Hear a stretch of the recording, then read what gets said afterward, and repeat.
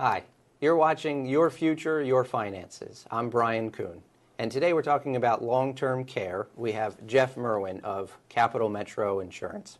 Thanks for coming on the show, Jeff. Thanks for having me, Brian. Sure. So when we're talking about long-term care, please, let's define that topic and what we mean by it so we have an understanding. Well, sure. Most people need to understand there's typically two triggers when we think about how long-term care is activated. Typically, the first one is a functional trigger, and the second one is cognitive. Cognitive, the most obvious, being dementia or Alzheimer's. And functional is when we are missing 2 out of 6 activities of daily living, commonly referred to as bathing, continence, dressing, eating, toileting, transferring. And when we can't do 2 of the 6 activities of daily living, with the expectation that that care is needed for more than 90 days, we're considered a person who's chronically ill and therefore needs long-term care services. So it's not necessarily having to do with the environment you're in, it's just those 2 things. No, it's just more the analysis of what the person's functionality is like. And why is it so important to plan for long-term care or extended health care?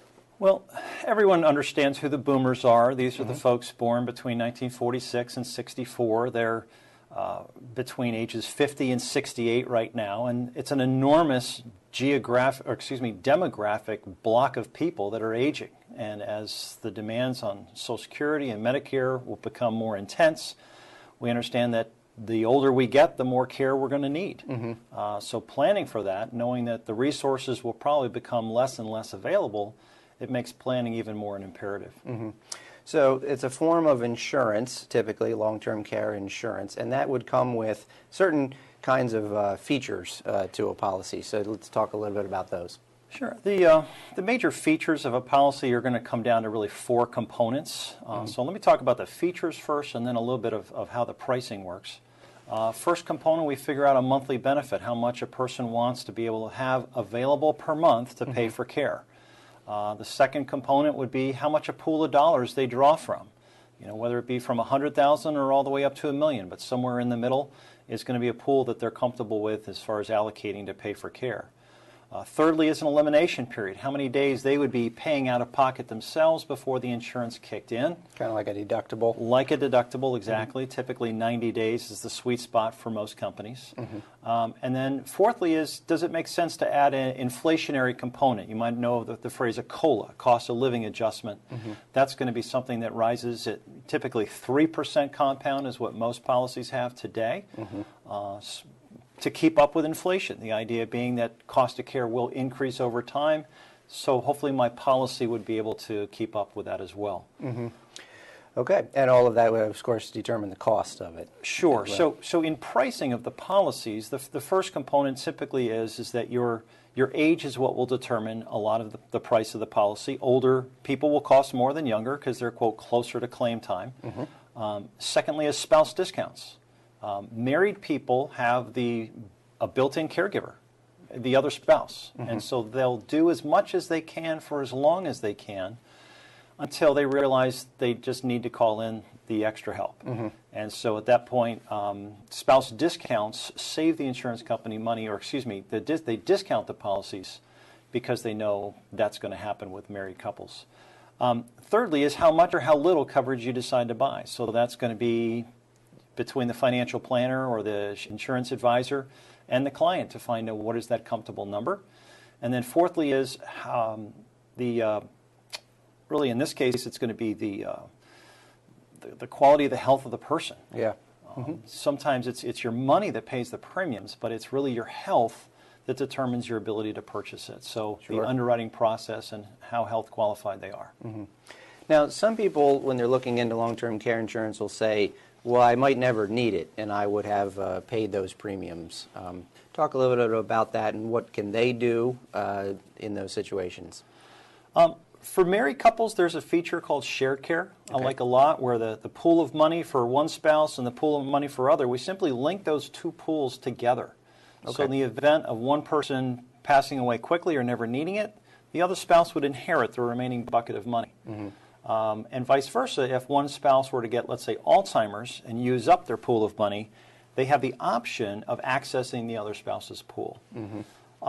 Another scenario would be the fact that as the claim dollars have come through and the industry has matured over time, we're getting a real sense of who is using this coverage. 2/3 of women are utilizers, and somewhere between 25% to 30% of men are utilizers. So you visit any retirement community, you know what gender is predominantly there. And so a lot of the industry has responded with hybrid products, meaning we've linked life insurance with long-term care insurance together so that there's the life insurance death benefit to recoup the premiums that they've paid out in case neither one has used it. And so a lot of those products have evolved, and a lot of companies have come into the market to provide that type of alternative. Okay. Now there's some government programs available, Medicare, Medicaid. What do they do? Well, to summarize Medicare and Medicaid in a short span like this is challenging, to say the least. But I think the simplest way to consider Medicare, which is entitlement, we get at age 65, is that those are for skilled health care services. This is going to be for your doctors, your nurses, your rehab people. And so the idea is that we're bringing skilled care to get you better. Typically, for a nursing home to be paid for, you need to have 3 nights of hospitalization. Not just observation, admission. And so 3 nights there, then the skilled nursing facility would be paid for by Medicare, and the person needs to continue to be improving.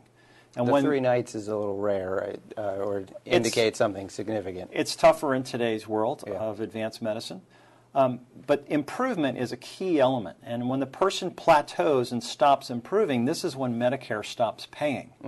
So when we say, does it cover long-term care? Well, the answer is really no, because you have to be improving for Medicare to keep paying. And that's typically going to be in a nursing home environment, not necessarily a home care or any assisted living. Okay.